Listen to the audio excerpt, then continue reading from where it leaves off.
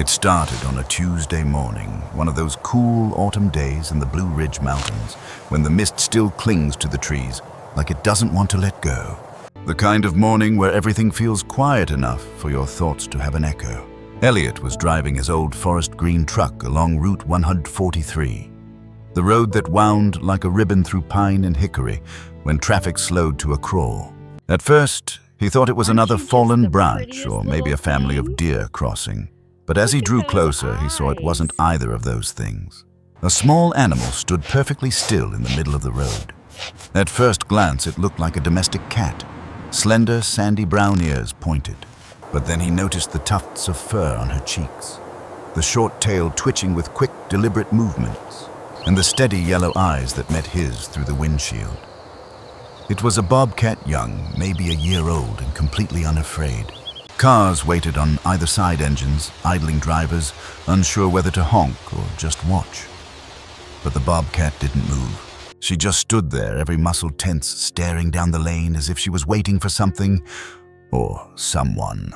Elliot, who'd spent most of his life as a park ranger before retiring, recognized that stance. That wasn't aggression. It wasn't confusion either. That was focus, like she had a purpose. He eased his truck onto the shoulder and stepped out his boots, crunching on the gravel. The mountain air carried the faint scent of pine and damp soil. Somewhere a crow called. Everything else was still. When he got a few yards away, the bobcat lowered her head slightly but didn't back away. Her fur was a bit matted, her left paw darker, mud, maybe blood, it was hard to tell. "Hey there, girl." Elliot's voice was low, calm, like he was talking to an old friend. "You're a long way from hiding, aren't you?" He had seen hundreds of wild animals in his years patrolling the mountains. Foxes, coyotes, even bears, but never one like this. Not one that looked him straight in the eyes and refused to move. From the other lane, a man leaned out his car window. "You gonna scare it off?" Officer Elliot gave a small nod, though he wasn't sure what he was going to do yet. He wasn't an officer anymore, just a man with a slow morning and a lifetime of instinct that told him to stay still. He took a slow step forward. The bobcat didn't flinch. Instead, she let out a small sound, not a growl, not quite a meow either, something in between, a short rasped cry that caught in her throat. She took a few steps back toward the tree line, stopped, looked at him, and waited. Elliot felt a strange pull in his chest. He didn't know what it was yet, but he recognized it all the same, that moment when the wilderness speaks in its own quiet way. He glanced toward the forest, a thick wall of green and gold. The foe was lifting there, revealing a narrow trail that snaked down toward the creek bed. Something in him said, "Follow." When you've spent decades in the woods, you start to understand the language of hesitation, the pauses between sounds. That silence right before a bird takes off, or the stillness when an animal senses something is wrong. That's what this felt like. The bobcat turned once more, her short tail flicking like punctuation. Then she stepped into the trees. Not running, just moving with intention. Elliot looked around. The drivers behind him were restless now, checking watches, rolling up windows. He called out, "I'll clear the road. Give me a minute." They seemed relieved. But clearing the road wasn't what he had in mind. He grabbed his small field pack habit he never shook and stepped off the asphalt, following the narrow trail where the bobcat had disappeared. The first few yards were easy dry leaves, patches of sunlight, the sound of distant water. But soon the terrain changed. Roots and stones, a slope slick with moss.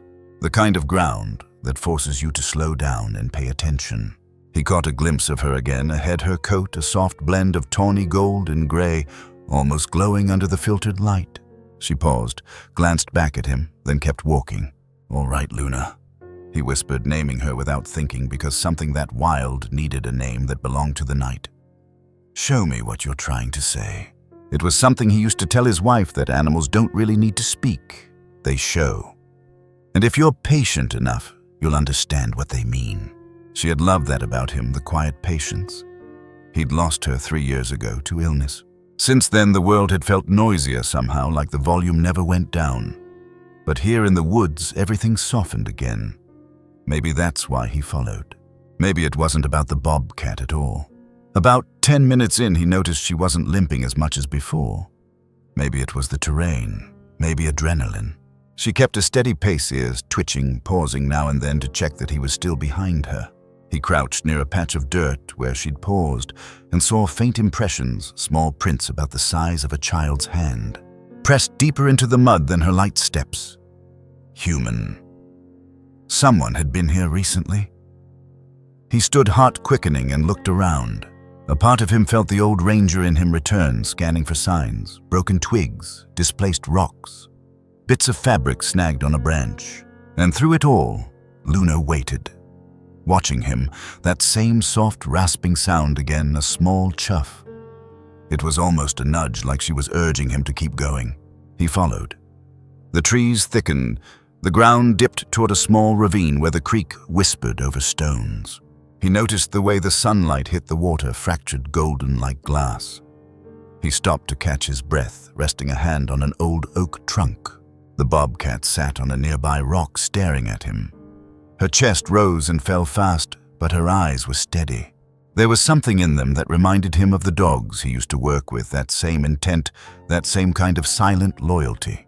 It made him think of the stories he used to tell school groups about how bobcats are solitary by nature, rarely seen, often misunderstood.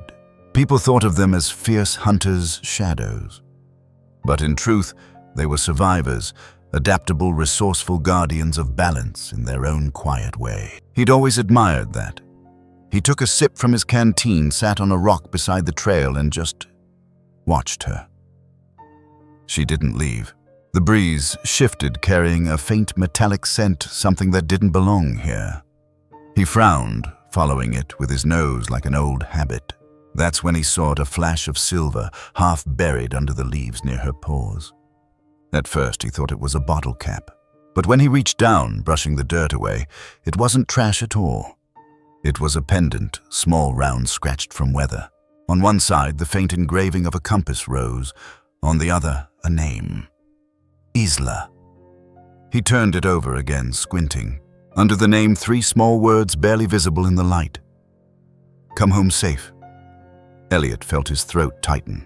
He remembered hearing a report on the local radio the week before, a missing hiker young woman gone somewhere near the western ridge. He hadn't thought about it much then. Stories like that came and went, but now it felt close. He looked up. Luna was watching him again, ears tilted slightly forward, as if waiting for him to understand. And maybe finally he did. In life, sometimes it isn't people who call us back to purpose, it's the unexpected things. A stray animal, a small sign, a whisper from the quiet places we've ignored. For Elliot, this wasn't just about helping anymore. It was about remembering that he still could. That even after losing so much, he could still listen, still trust, still answer when something wild asked for his attention. He rubbed the dirt from the pendant, feeling the cool metal against his palm. All right, Luna, he said softly. Let's find her. And the way she blinked, slow, deliberate, almost felt like a thank you.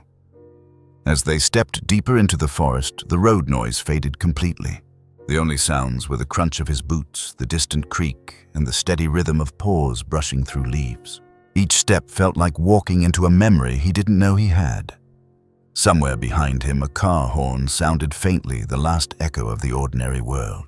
Ahead, only the unknown. But for the first time in a long while, Elliot wasn't afraid of where the path led. He wasn't alone anymore.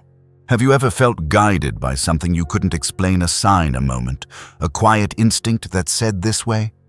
Hold on to that thought, because in the next part, you'll see where Luna led him and what waited in the forest beyond.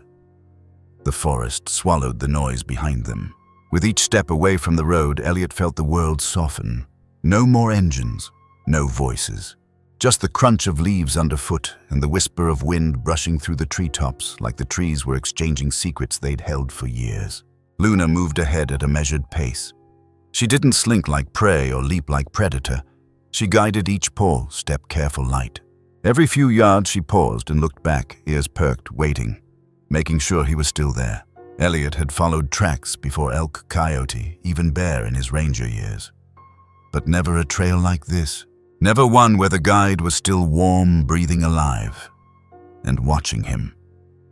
He adjusted the strap on his small pack and kept going. The sun had just begun its late morning angle, casting honey-colored light through the thinning canopy. Dogwoods glowed red, hickories shimmered in gold, and the air smelled like wet bark and fallen apples. Elliot breathed in deeply. He didn't realize how long it had been since he'd truly inhaled the forest like this. Not for duty, not to check trail signs, just to be there. About a quarter mile in, the trail narrowed. Low branches reached out like the arms of memory, familiar, but changed.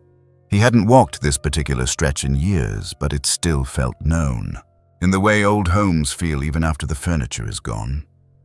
Luna stopped suddenly at the edge of a rocky incline. She sat, not like a bobcat on alert, but like she was giving him time, letting him catch his breath. Elliot stepped beside her and glanced down the slope. It curved to the left into what looked like a dry creek bed. Moss-covered stones lined the bottom like forgotten stepping stones. He placed a hand on a nearby tree trunk for balance, then began the slow descent. About halfway down, he spotted something lodged between two rocks, a torn fabric strap, frayed faded blue. He bent and picked it up. A backpack strap, nylon weathered, not from a ranger, not from a hunter. Likely from a hiker. The girl's name on the pendant had been Isla, and suddenly this path didn't feel random anymore. He tucked the strap gently into his pocket and stood. Above him, Luna remained still watching. For a moment, Elliot wondered if this was all coincidence. A young bobcat acting oddly, a dropped necklace, a strap left behind. But in his gut, that same gut that had pulled him from his truck and into the trees, he felt it wasn't. Somehow, Luna knew. There's a particular kind of silence in the forest, not emptiness, but fullness. A blanket of sound so constant and layered that it becomes part of the air. The rustle of chipmunks, the far-off call of a red-tailed hawk, the occasional crack of a branch under something unseen. But here now it was quieter than that. Still, heavy with meaning. Luna took the lead again, threading through the brush with the ease of something born into it. Elliot followed his eyes, scanning for more signs, a boot print, a water bottle, anything. Instead, he found a moment. They reached a small clearing where the sun pooled like warm syrup across the ferns. Luna stopped near a fallen log, then surprised him by curling up. Just like that body, low paws tucked under tail around her side. Resting. Elliot slowed, unsure. This felt different. Not a break in the trail, a pause in the story. He eased down across from her, brushing leaves aside, and sought on the earth. They stayed like that for a while. Man and wildcat, neither speaking, neither needing to. Elliot's mind wandered as it sometimes did in the quiet. He remembered a winter years ago, hiking out to rescue a family, trapped after snowfall. It was a harsh trek. The youngest boy had been scared cold. Elliot had wrapped the boy in his own coat, held his hand through miles of snowdrift. When they reached the ranger station, the boy had looked up and asked, "Why'd you come get us?" And Elliot had said, "Because someone knew you were out there." Now, sitting with Luna in a golden clearing, he felt that same pull. Someone was out there. And this little creature, she knew. We like to think we're the ones who rescue animals. But maybe sometimes they're the ones who guide us back to ourselves. Maybe it's not always about understanding the wilderness, but allowing ourselves to be a part of it, even if just for a while. Luna stirred. She rose slowly, her ears twitching at a sound Elliot hadn't yet heard. Then he heard it too, a soft trickle of water. A spring, close by. She moved toward it, weaving between saplings, her small form barely disturbing the underbrush.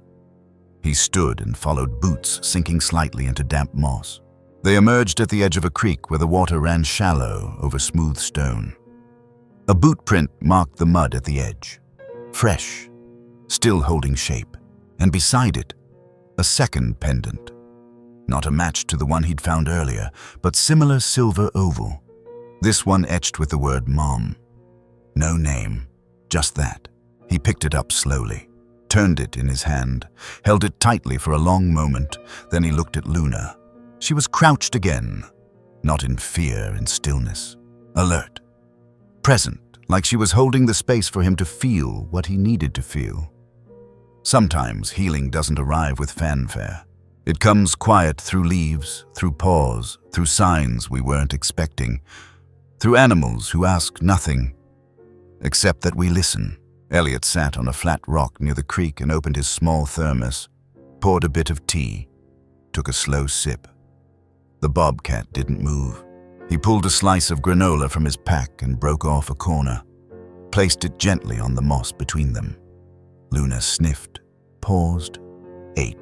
And somehow in that tiny exchange a kind of trust settled into the space between them. It wasn't a bond like with a pet. It wasn't ownership. It wasn't even friendship in the human sense. It was respect, mutual awareness, and perhaps gratitude. Bobcats are known for being solitary and elusive. They don't bond like dogs. They don't linger like cats. But every so often a wild animal chooses to stay, not because it's trained, but because something inside says, this moment matters. Maybe that's all this was, but to Elliot, it felt like more. He stood gathering his things. Luna waited again, and when he stepped forward, she moved toward a thicket on the other side of the creek. That's when he noticed something strange. A thin ribbon of torn cloth high in a tree, faded red, flapping in the breeze, not wildlife. Human. His breath caught. They were close. Have you ever paused long enough to feel a moment stretch wide open, like time itself waited for you to notice? That's what happens when you walk with the wild. Things lead. Keep walking with us, because what Elliot finds next changes everything. As Luna disappears behind the thicket, Elliot picks up the pace. The sun's lower now, and somewhere in these woods, a life is waiting to be found. The forest had begun to change around them. What had started as a canopy of sunlight and color was now thick, hushed, and cooler, like stepping into a memory that didn't want to be disturbed. Elliot slowed his pace. His knees ached in that familiar, forgiving way, a reminder of all the miles he'd walked in these mountains. Ahead, Luna padded over a bed of pine needles, moving with the ease of a spirit that had always belonged here. She stopped suddenly. Not far, maybe 20 feet ahead near a fallen birch, its bark peeling in curls like parchment. And there it was, a small glimmer between the leaves. At first, Elliot thought it was just a drop of dew catching sunlight, but it didn't fade, even when the breeze shifted. He stepped closer. The pendant lay half buried beneath the damp leaves, thin chain tangled like veins through the soil. It was round this time, not the compass rose from before, but a delicate oval, its surface scratched from time and weather. He brushed the dirt away gently with his glove, careful not to tug.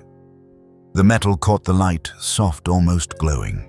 When he turned it over, the engraving came into view. Love you more. Mom. The same name etched faintly at the edge, Isla. He froze. It was the same person. He straightened slowly and looked at Luna. She wasn't watching the pendant, she was watching him. Those yellow-green eyes steady, unblinking. The kind of gaze that seemed to say, now you understand. For a long moment, the world felt perfectly still. No wind, no birds, just the sound of his heartbeat and the faint rattle of the chain between his fingers. Years ago, when Elliot's wife had first fallen ill, she'd taken off her necklace, a small silver locket she'd worn every day of their 30 years together. Inside it was a photograph of their daughter as a baby. The night she passed that locket had been resting in his palm.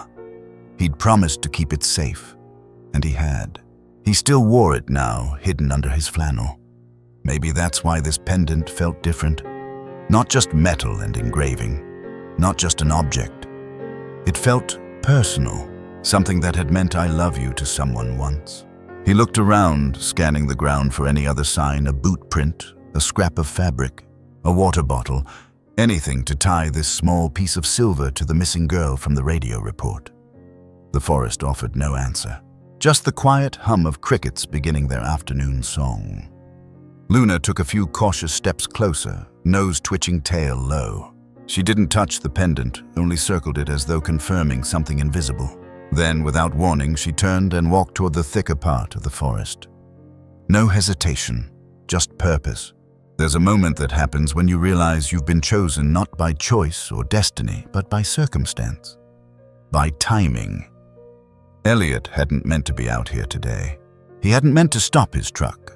But the world has a quiet way of placing us exactly where we need to be, even when we're convinced we're done being useful. Holding the pendant, he felt that truth settle deep in his chest. Sometimes life calls to you through the loudest voices, the ones shouting for help. And sometimes it calls through a whisper, through a wild creature, through a bit of silver lying in the leaves. He tucked the pendant safely into his jacket pocket and followed Luna again.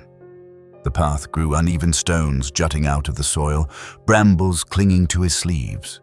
The forest here felt untouched, almost sacred. Shafts of light pierced through gaps in the branches, creating halos of dust that floated in the air. Each one shimmered like the moment before a memory suspended, waiting to be remembered. As they walked, Elliot noticed something new about Luna. She wasn't just leading, she was checking, pausing to sniff the ground, lifting her head to the air, occasionally stopping to look back and make sure he was close. He thought of all the times in his career when people had misunderstood animals like her, labeling bobcats as dangerous, unpredictable. But what if those instincts, that awareness, that alertness weren't aggression at all? What if they were intelligence? He'd read once that wild animals often recognize distress, that they can sense it the way humans sense music. Maybe Luna had sensed it in Isla.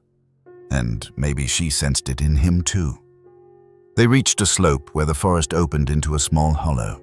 The light here was different, softer, filtered through the leaves in shifting patches. Elliot caught sight of something glinting again this time. A reflection not from the ground, but from the low branches of a bush. He crouched down. A plastic compass cracked along the edge, faded blue. He recognized the type, cheap but practical, sold in camping stores. When he flipped it over, he saw the initials scratched into the back, IP. He didn't need to guess who that belonged to. In the modern world, it's easy to forget how deeply connected everything is, how one creature's path might cross ours in just the right moment. We talk about luck or coincidence or faith.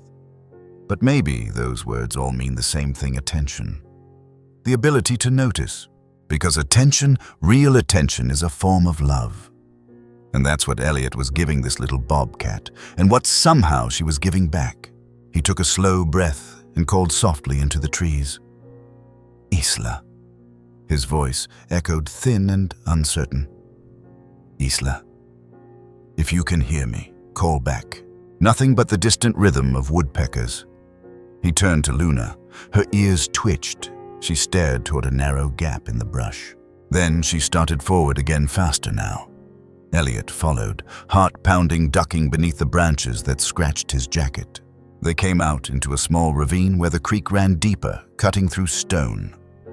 The air was damp, cool, smelling of moss and iron. And there, tangled in the roots of a leaning tree, hung a piece of torn red flannel. He reached out and pulled it free. The cloth was stiff-crusted with dried mud. This was no longer just a theory. Someone had been here, and not long ago. He lifted it to his face, the faintest trace of shampoo or maybe soap. Something human. When he looked down again, Luna was standing on the other side of the creek, eyes fixed on something ahead. Not prey, not danger, something else. Elliot stepped into the shallow water boots, slipping on the stones. The current was gentle, but insistent. As he climbed the opposite bank, the bobcat took a few steps back, giving him room. And then he saw it. A small shape half hidden by brush, a hiking pole wedged between two rocks. It was broken clean in half. He felt the gravity of it all settle into his bones. She was close. Whoever Isla was, wherever she had gone, she wasn't far. He crouched beside the broken pole, examining the ground. There were drag marks, faint but visible, and small depressions where someone had likely crawled or stumbled. Luna sniffed one of the spots and sat down beside it. Quiet, watchful, almost protective. Elliot realized something in that moment. The line between wild and human isn't as sharp as we pretend. Both know fear. Both seek shelter. Both want to be found.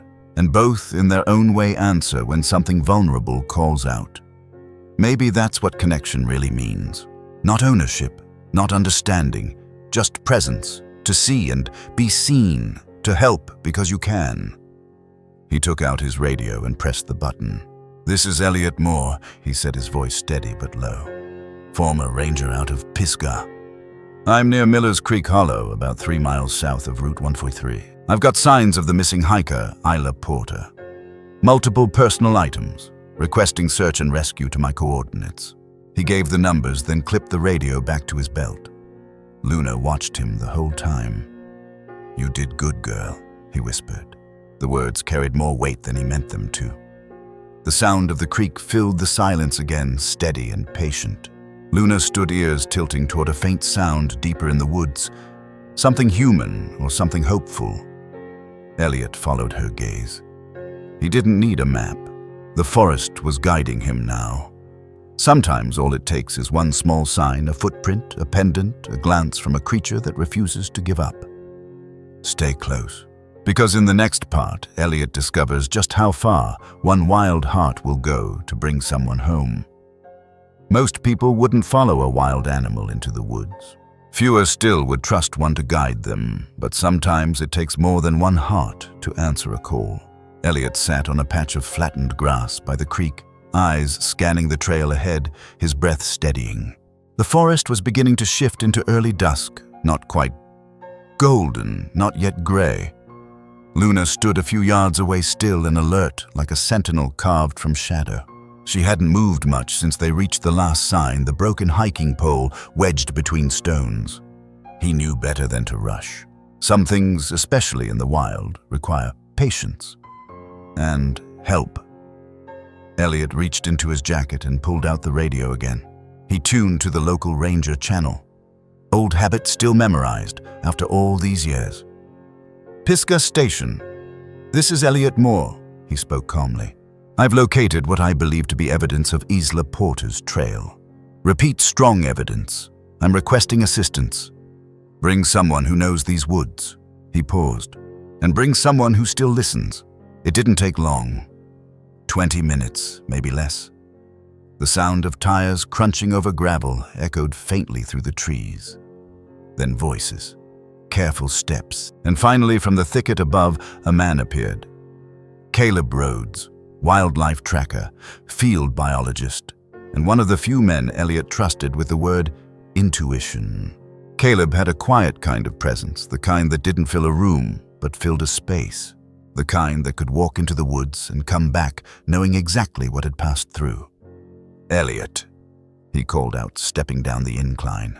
"Heard you had a bobcat problem." Elliot stood. "Not a problem," he said with a half smile. "More like a guide." Caleb's eyes found Luna. She stood still, not aggressive, but cautious. He slowed his pace, raising his hand slightly.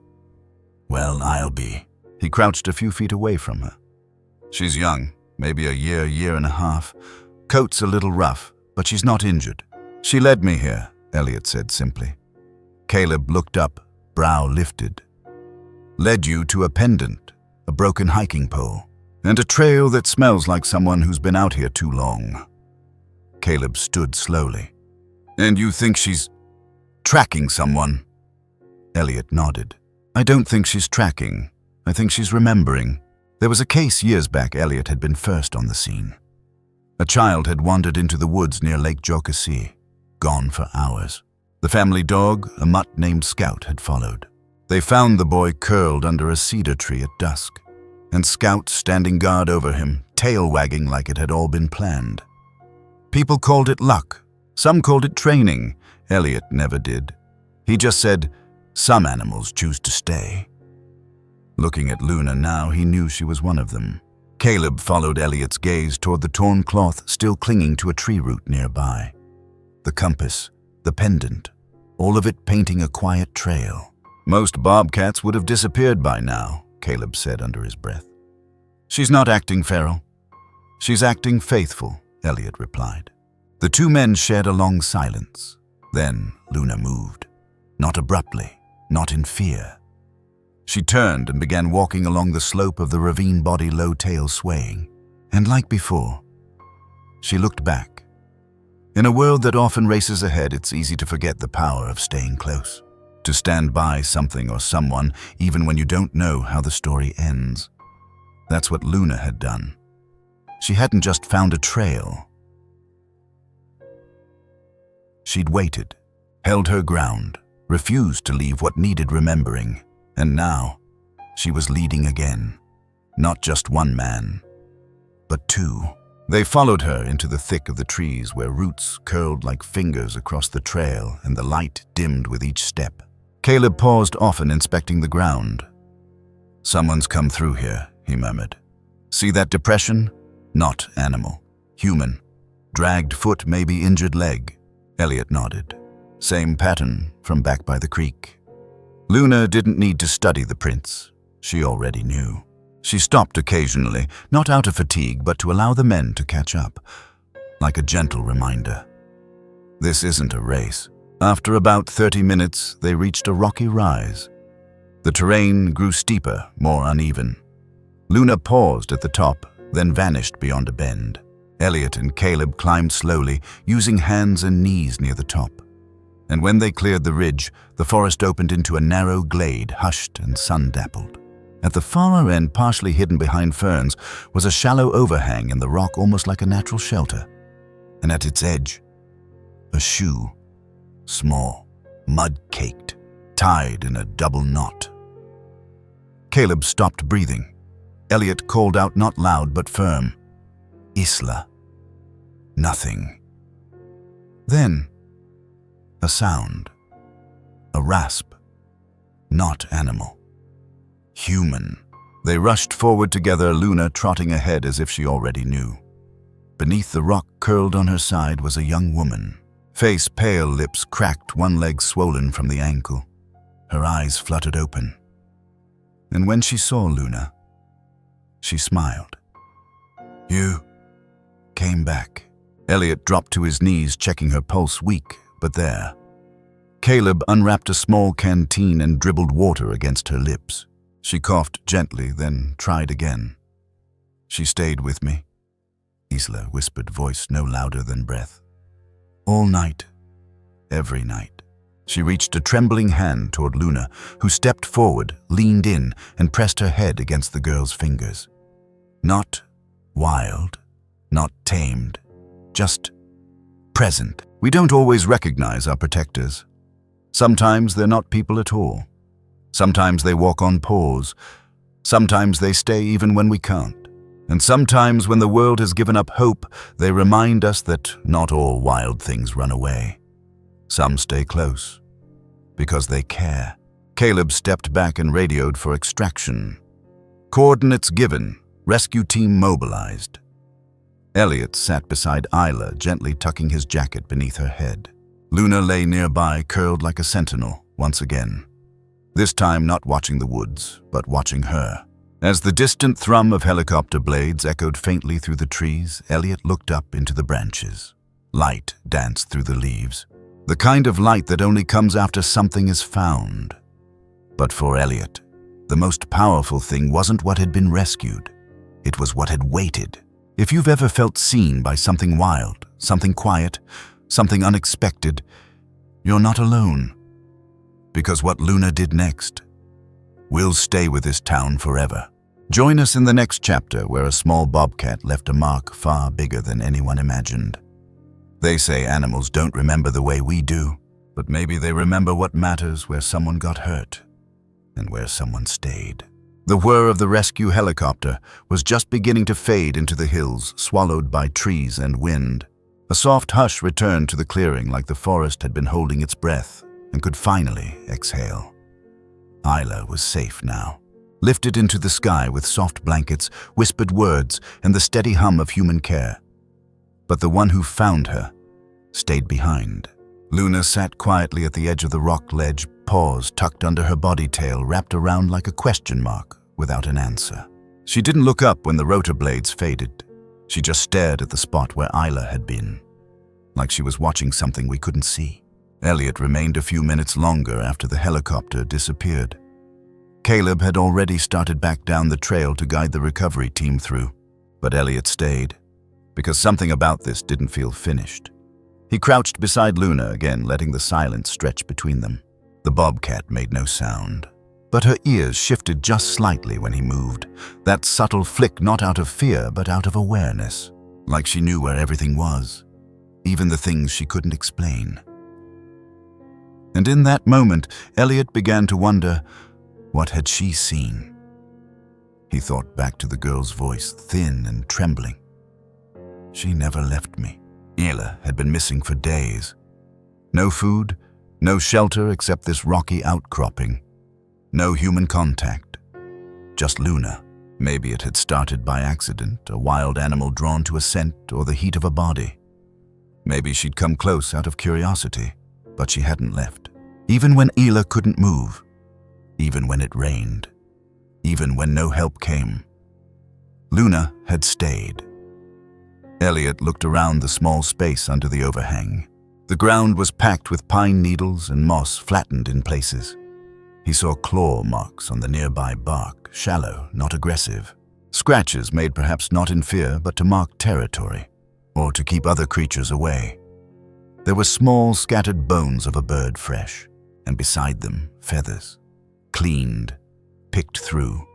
It hit him. Then Luna had hunted for Ela, not to feed herself, not out of instinct, but to bring something back to the one who was hurt. There are stories that don't fit into science. No charts, no graphs, no textbook theories, only the quiet truth of what you see. A bobcat sleeping beside an injured girl. A wild animal who waited day after day without leash command or reward. Maybe she remembered the scent of pain. Maybe she just knew that someone needed her. Maybe the wild doesn't need our permission to care. Maybe it just does. Elliot stood slowly and took a walk around the small glade, letting Luna be. The earth told its own story. Here, the drag of a boot. There, the place Ela had likely fallen, the moss still pressed in a long trail. Further up, a smear of blood, dry now, but telling. Luna had followed all of it. She'd seen it from the trees, probably. Smelled it in the air. She'd come down, found the girl, and stayed. When Ela passed out, Luna kept watch. When she woke, Luna lay near. When night fell, she stayed close enough for Ela to reach out and touch her fur. Not tame, not trained, but present.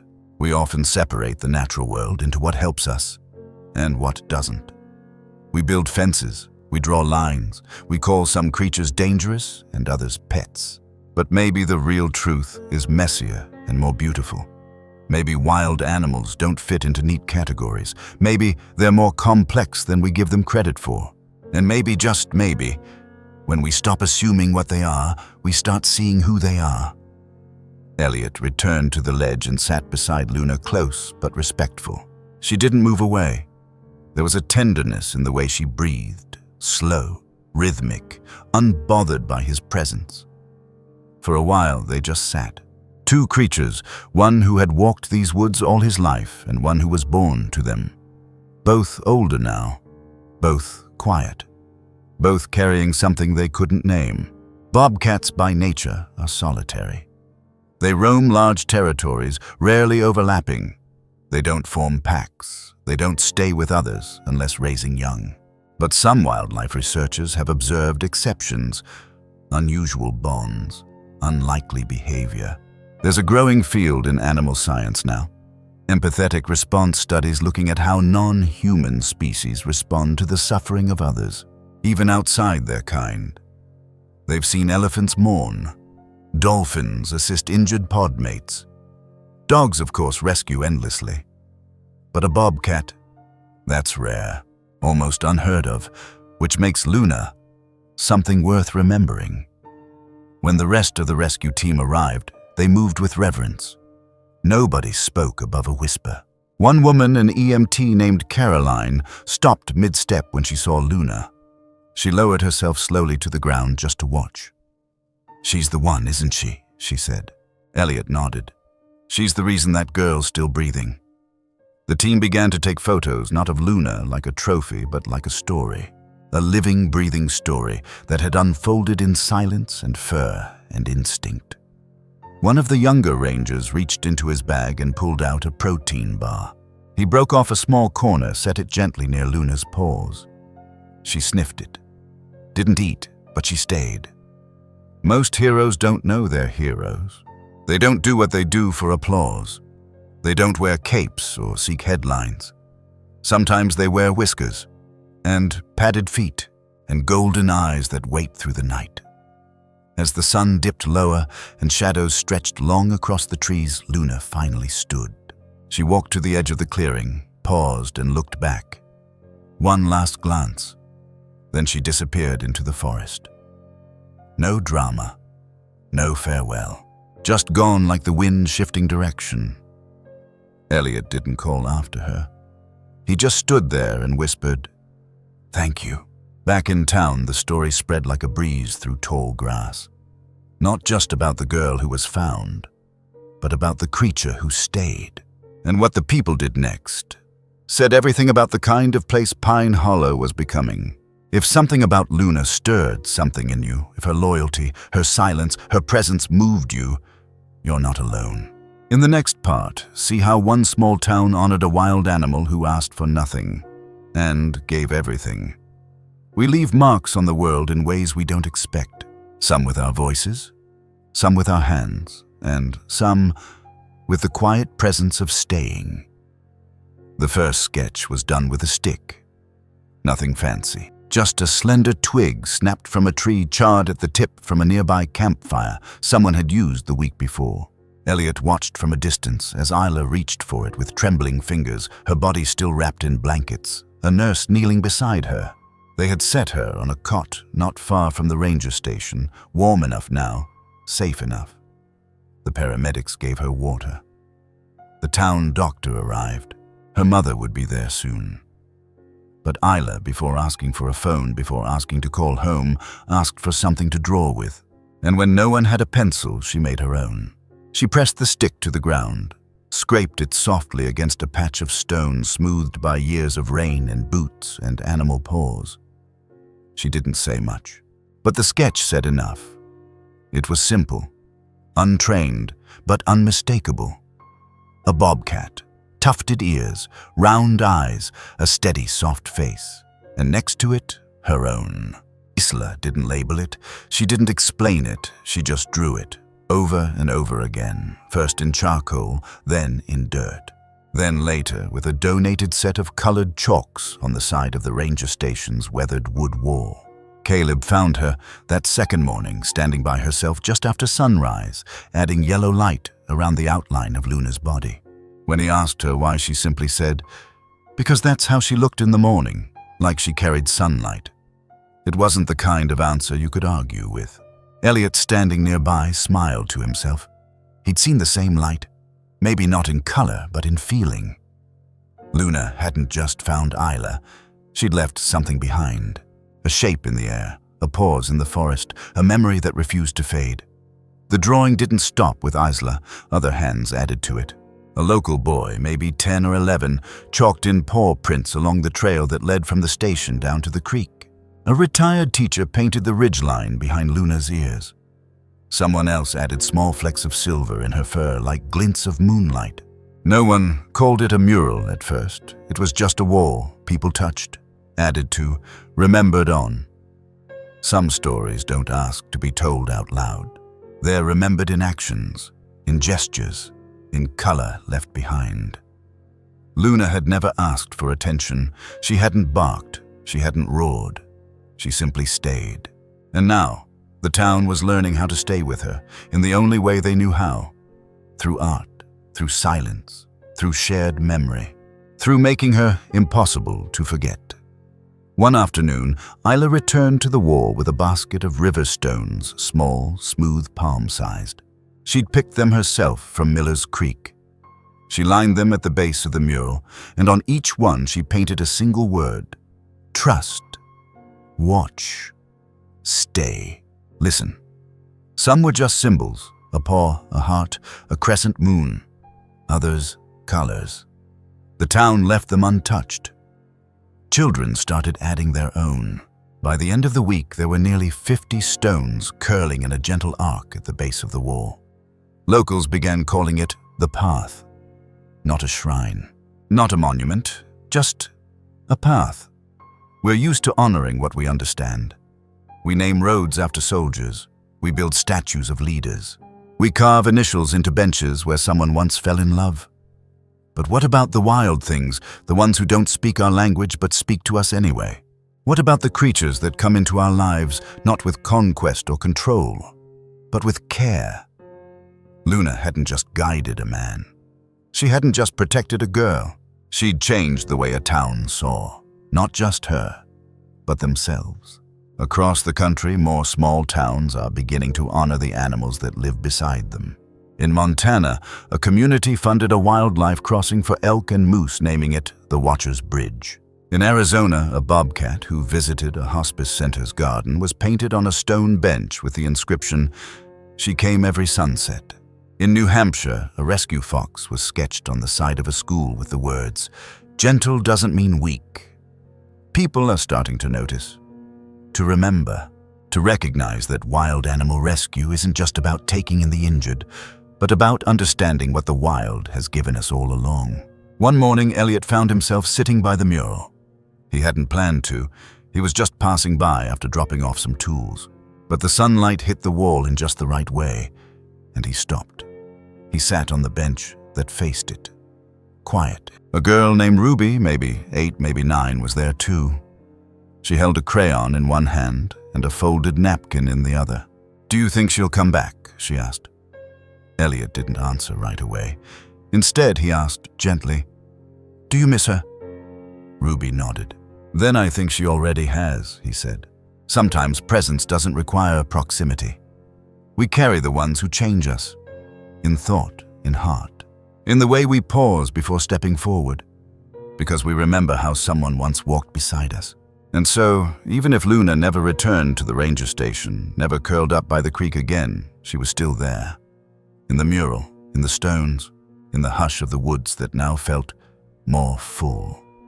Later that season, the town council made it official.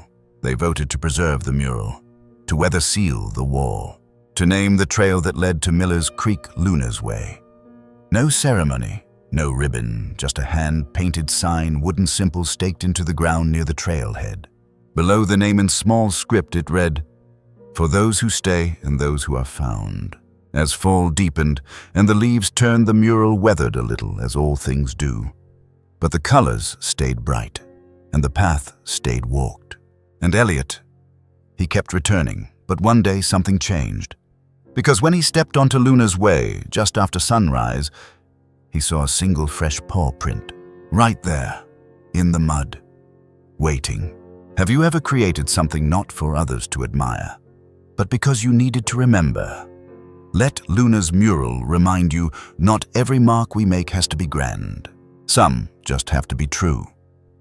In the next part, follow what happens when a town learns to listen not just once, but again and again.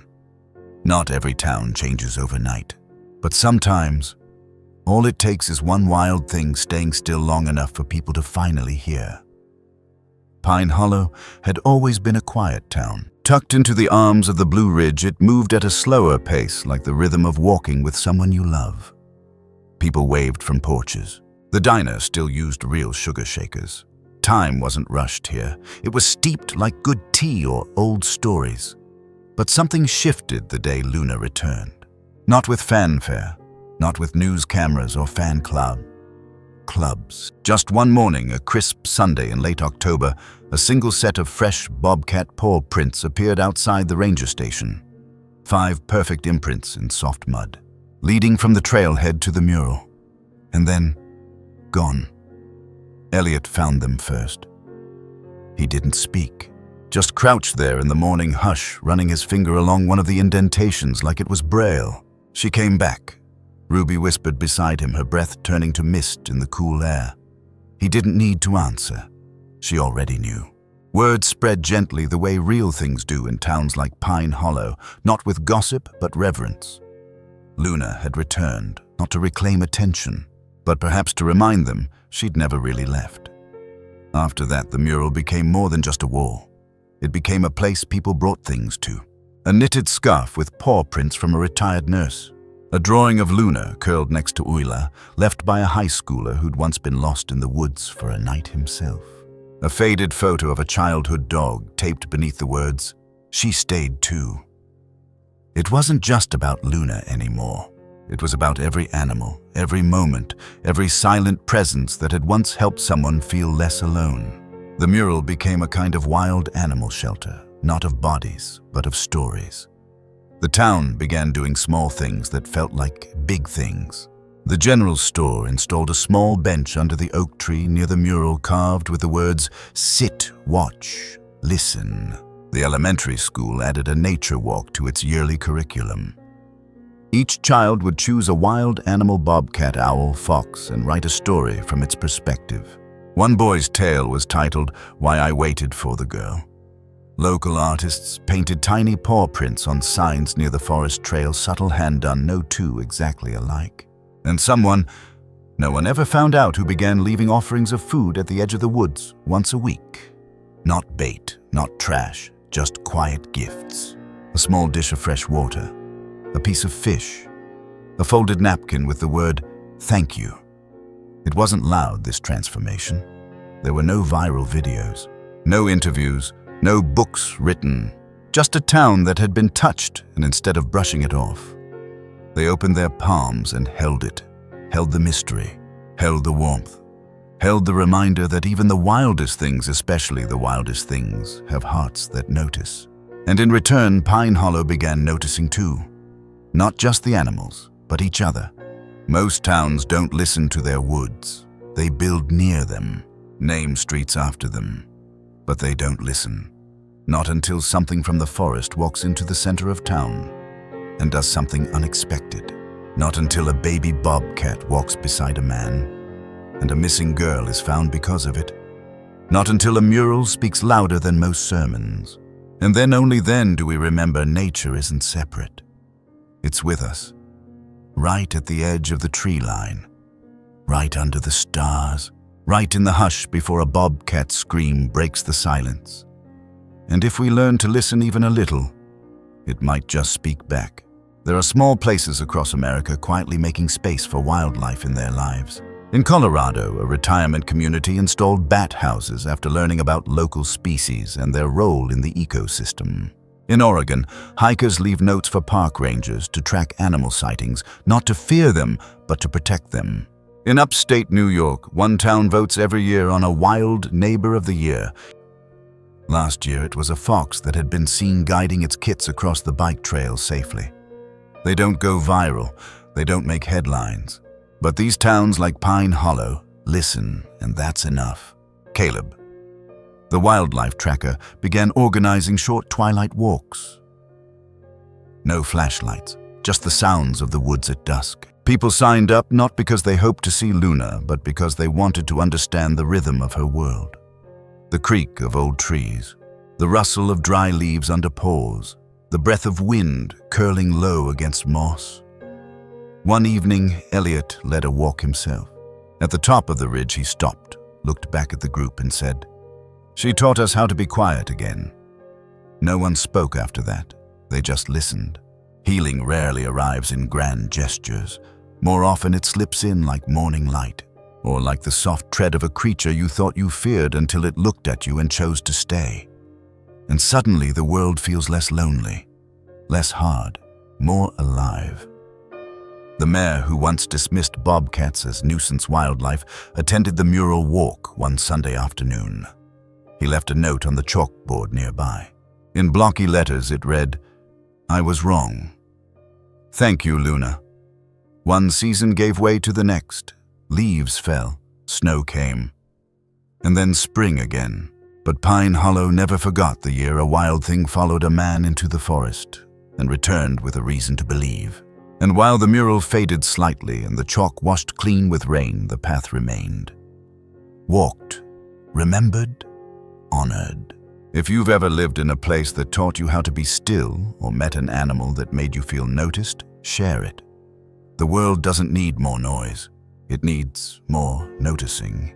In the next part, follow Elliot as he returns to where it all began and discovers a final gift from the one who never meant to be remembered, but was all the same. Some stories don't end where they're supposed to. They stay with you in your footsteps, in your thoughts, in the quiet places you return to when no one else is looking. It had been nearly a year. The trail had changed with the seasons green to gold to bare. And now, in the soft bloom of early spring, everything was touched with new life. Wildflowers peeked from beneath ferns. The stream ran fuller. And somewhere in the distance, a wood thrush called its three-note song into the morning hush. Elliot stood at the trailhead, the one they now called Luna's Way. He didn't come here every week anymore. Life had returned to its rhythm. Slow walks, shared coffee, weathered laughter. But every now and then the forest still called. And when it did, he answered. Today was one of those days. He didn't have a reason. He didn't need one. The path hadn't changed, not in the way most things do. The same twists, the same stretch of creek where Luna once stood, the same fallen log she had circled near the broken hiking pole. But something in him had changed, and it had started with her. A small baby bobcat, barely a year old, not quite wild, not quite tame, just old enough to know how to vanish, and wise enough to stay when it mattered most. She hadn't followed him for safety. She wasn't looking for shelter. She had something to show him. And in return, Elliot had remembered something he didn't know he'd forgotten, that the world still held mystery, that help sometimes came in the form of Paws, and that you don't need to be loud to be heard. He remembered that first moment standing on the road, traffic paused, his eyes meeting hers. That low growl, soft but deliberate. That first step toward the tree line. And then everything that followed, the pendant, the trail, the rescue, the mural, the path. The stillness she left behind even after she disappeared back into the woods. What he carried now wasn't just memory. It was presence. Even when she wasn't there, she was. In how he slowed down near the creek. In how he listened to the wind through the pines. In how he noticed animal tracks, now not with analysis but wonder. He'd been a ranger most of his life. Spent decades learning about the wild. But it wasn't until Luna that he learned to feel it. There's a kind of healing that doesn't announce itself. It doesn't come with epiphanies, or music, or perfect endings. It comes quietly, like a paw print at your doorstep, like a mural that fades but doesn't disappear, like remembering the sound of leaves underfoot, and realizing your heart feels lighter than it did the last time you walked here. Elliot didn't know what had changed exactly, only that something had, and it felt a lot like being found. He reached the clearing where Isla had once been. The rock overhang was still there, weathered now, touched by moss, but peaceful. He stepped forward and paused. There, pressed into the damp soil, was a single fresh paw print. Not old, not eroded, new, small, sharp, precise. Not from a dog, not from a house cat, from a bobcat. He crouched and let his fingers brush the edge of it the way you might trace a photo of someone you've missed. No other tracks around it, just the one. It wasn't proof, not really, but it was enough. Sometimes we look for signs that scream. We want confirmation, certainty, guarantees. But nature rarely gives us that. It gives us glimpses. It gives us moments that linger even when we try to move on. It gives us creatures who follow us for a while, teach us something, then slip away again, leaving only the soft echo of their presence behind. But here's the truth. What follows you stays in you. The bobcat you didn't expect to meet. The kindness you didn't think you deserved. The healing you didn't know you were ready for. They don't leave. Not really. They become part of how you walk, how you notice, how you stay. Elliot stood and turned toward the trail, beginning his slow walk back down the ridge. The breeze shifted, and he could almost swear he heard something, not a scream this time, not a growl, just a breath, a whisper of fur against grass. He smiled. No need to chase it. She was already here. When wild things choose to trust us, even for a moment, we carry that honor quietly, in the way we step around a nest, in the way we speak to a wounded animal, in the way we teach our grandchildren to notice the small things. Luna didn't come into Elliot's life to be rescued. She came to rescue something in him, the part that still believed. And when he walks these woods now, when the trail bends or the air stills, or Robin stops to look back at him, he remembers the bond between human and animal isn't always loud, but it's real, and it stays. So maybe Luna's not just a bobcat. Maybe she's the reminder we all need. That gentleness has power, that presence can heal, that nature still holds answers for questions we've forgotten how to ask, and that sometimes all it takes is to follow. As you sit with this story, maybe ask yourself who or what has followed you through your life, what has stayed in your heart, quietly shaping you long after it left. And how can you pass that presence on in the way you listen, the way you move through the world, the way you care? If this story touched something in you, I hope you'll let it linger. And if you'd like to walk with us again, please like this video, subscribe, and stay close. There are more stories waiting just off the path. And if you'd like to help support more heartfelt stories like this, ones that honor wild creatures, quiet healing, and the deeper connection between us all, you can tap the Super Thanks button below.